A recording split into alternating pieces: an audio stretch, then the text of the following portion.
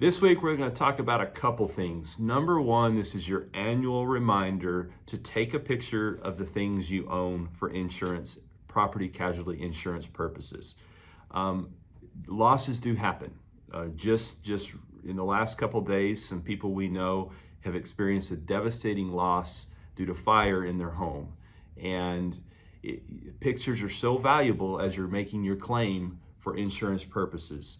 So take those pictures, take those videos, store them. We know it's a pain, but it's important.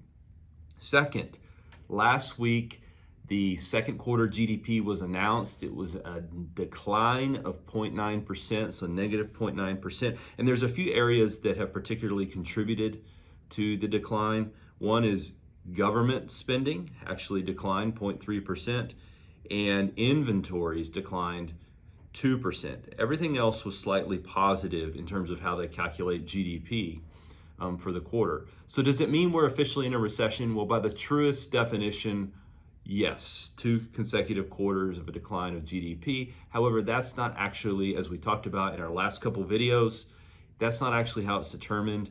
The National Bureau of Economic Researchers will meet. Nobody knows when they'll meet. They'll do it on their own time, and they'll make the official determination if we're in recession and when it started. As a long-term investor, though, whether we're in a recession or not, the name doesn't really matter. What matters is staying focused on those long-term goals, not buying into the fear or panic that so many investors often do buy into. And they end up selling at the wrong time and buying at the wrong time and ultimately losing on their ultimate investment goal. So again, we just want to encourage you to stay focused. Right now, what's going to matter the most for the market is earnings. That's what everyone is paying attention to. From a short-term investment perspective, that's everything. Now, are we short-term investors? Most of the time, no. Most of the time, we have long-term goals. But as short-term investors, what will move the market is earnings. And luckily, in July, they were pretty good. And that led to a positive market in July. And certainly, even with the second quarter GDP number coming out last Thursday, we've actually had a pretty tame market. A great day in the market on Friday, followed by a pretty level day yesterday, and so far today.